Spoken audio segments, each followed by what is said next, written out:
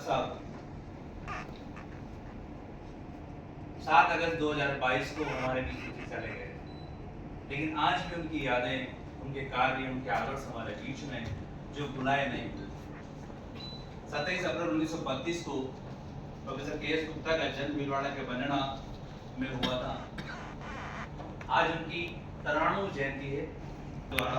अपनी विशिष्ट पहचान बनाई है।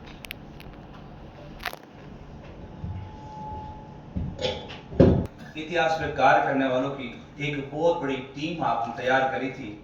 और इसी कारण आज हम सब एक माला के रूप में एकजुट होकर इतिहास विषय पर कार्य, लेकिन इतिहास को सलों पर रखना चाहिए और जब इतिहास की बात है तो उनकी सत्य कसौटी पर रख के अपना व्यक्तित्व देना जाना चाहिए और ये सबसे बड़ी खूबी थी और आज उनके मार्गदर्शन पर हम सभी कार्य कर रहे हैं। आपने अपने जीवन काल में अनेक पुस्तकें लिखी, इतिहास विषय पर कार्य करें, अनेक पुरस्कारों से सम्मानित, इतिहास के प्रति समर्पित माननीय गुप्ता जी के समर्पण के आदर्श रहे हैं।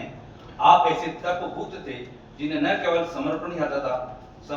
आता था, स्वार्थ नहीं। ऐसे आदर्शवादी व्यक्तित्व के मैं माननीय कुलपति महोदय का बहुत ही आभार व्यक्त करता हूं कि उन्होंने इस विश्वविद्यालय में प्रोफेसर गुप्ता की चेयर स्थापित करी और उस चेयर के तहत आज हम स्मृति व्याख्यानमाला का दूसरा विस्तार भाषण करने जा रहे हैं। तो मैं सबसे पहले माननीय कुलपति महोदय और हमारे अतिथि छगन जी बोरा, माननीय मलय पालनी साहब, आप सबसे निवेदन करूंगा कि मंच पे पधारे और सरस्वती माँ और गुप्ता साहब का माल्यार्पण करके शुरुआत करें।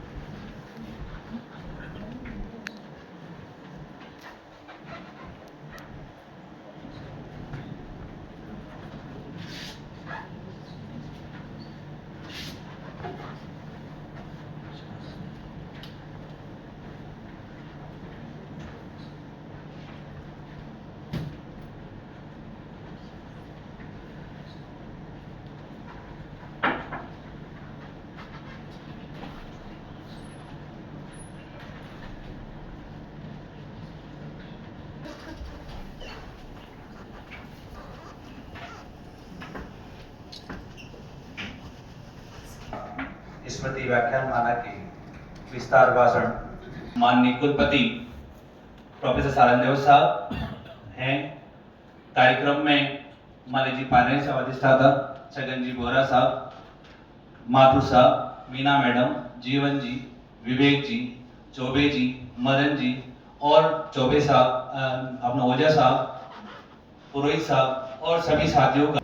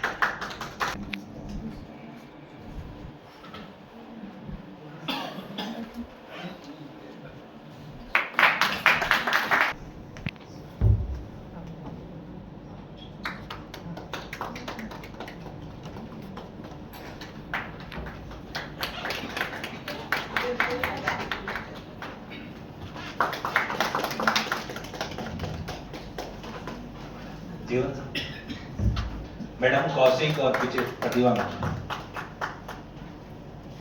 आप सब तथा आम लोगों की शैक्षिक आकांक्षाओं को ध्यान में रखते हुए शैक्षिक परिवर्तन की आवश्यकता पर बल दिया गया। स्वतंत्रता प्राप्ति के बाद समय समय पर भारत सरकार द्वारा राष्ट्रीय शिक्षा नीतियों के आधार पर शिक्षा व्यवस्था में काफी सुधार किए गए। इसी क्रम में भारत को सशक्त बनाने के लिए भारतीय राष्ट्रीय शिक्षा नीति 2020 का निर्माण किया गया तथा आधुनिक भारतीय शिक्षा प्रणाली एवं ज्ञान प्रणाली में परिवर्तन की चर्चा की गई। इस राष्ट्रीय शिक्षा नीति में सभी एक ऐसे शख्सियत के लिए इकट्ठे हुए हैं जिनका आशीर्वाद, जिनका सानिध्य हम सभी को मिला, चाहे वो इतिहास से संबंधित हो या न हो, लेकिन उनका जो व्यक्तित्व था बड़ा विराट था और जिस तरह से उन्होंने इतिहास या इतिहास से परे न केवल इस क्षेत्र उदयपुर क्षेत्र को, राजस्थान को, बल्कि भारत और अंतर्राष्ट्रीय स्तर पर अपने आप को स्थापित कर हम सभी को आगे बढ़ाने में बहुत बड़ा एक योगदान का है। मैं आज हम सभी कीर्तिशेष प्रोफेसर के.एस. गुप्ता साहब को भावांजलि अर्पित करते हैं और की स्मृति में हम इतिहास लेखन से संबंधित कुछ काम भी करेंगे, कुछ शोध करेंगे और जब हम किसी भी मैं डॉक्टर अहमद जी से आग्रह करता हूं कि आप शोध से संबंधित भी इसमें कुछ आप एक अपनी रूपरेखा बनाएं जिससे आप और हम सब मिलकर कुछ काम कर सकें। निश्चय ही गुप्ता साहब बिना किसी राग द्वेष अपेक्षा के वो सभी का सेवक करते थे और बड़े हाजिर दुआ भी थे, बड़े सहज सरल, लेकिन उनकी ये भी खूबी थी कि इशारा इशा में वो कुछ संदेश भी दे देते हैं, कुछ तो देना होता, लेकिन वो बात ऐसे तरीके से कहते थे कि बड़ी गरिमा रखते थे और बड़े सम्मान के साथ, कोई आहत नहीं हो, लेकिन समय पे वो कुछ चीजें आगाह भी कराते थे। तो ये उनकी बहुत बड़ी खूबी थी। मैं इस अवसर पर हमारे आज गेस्ट ऑफ ऑनर में वोहरा साहब, हमारे टीम वाले जी, साथ ही हमारे परीक्षा नियंत्रक पारस जी,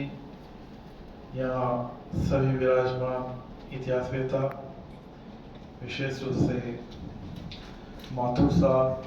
Harish ji, Rajendra ji, Gaur madam, Kaushik madam, Digvijay madam, Pratibha ji, Chaube साहब, रणावत साहब, विमल जी,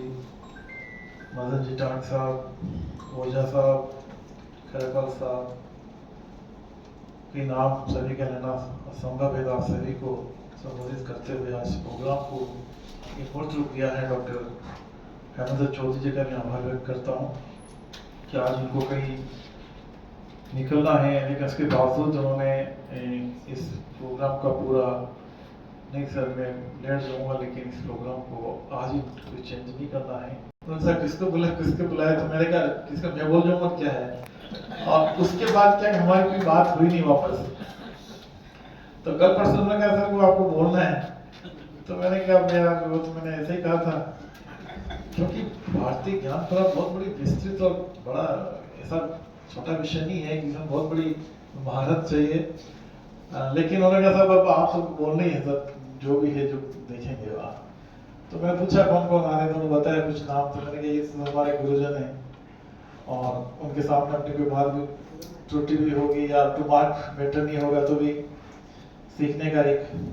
अवसर मिलेगा। तो देखिए अब